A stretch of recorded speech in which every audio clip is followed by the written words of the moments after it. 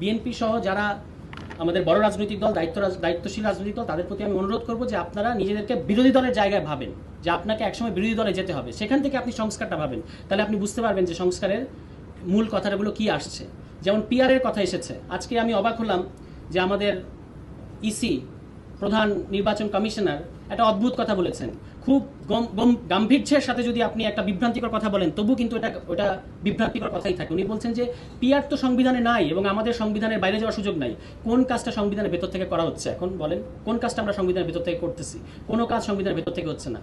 আমি দেখলাম যে অন্তর্বর্তী সরকার তারা এমন একটা খাবি খাচ্ছে, জুলাই ঘোষণাপত্রের নামে যে ফার্স তারা করেছে, এটা না করলেই ভালো হতো। আমরা আন্দোলন করতাম যে জুলাই ঘোষণাপত্র দেন, কিন্তু এই যে জুলাই ঘোষণাপত্রের নামে আপনারা যেটা করলেন, ওখানে আপনারা কি লিখলেন?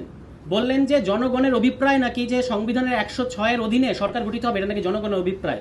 এর চেয়ে ডাহা মিথ্যা কথা, এর চেয়ে আইনের দৃষ্টিকোণ থেকে ভুল কথা আর হয় না। এই কথাটা কেন বললেন আপনারা? এবং বলার মধ্যে দিয়ে আমাদেরকে একটা গভীর সংকটের মধ্যে ঠেলে দিয়েছেন এখনো পর্যন্ত। এবং দেখেন ওই ঘোষণাপত্র, আপনি কি পৃথিবীতে ঘোষণাপত্রের ইতিহাসকে আমরা জানি না?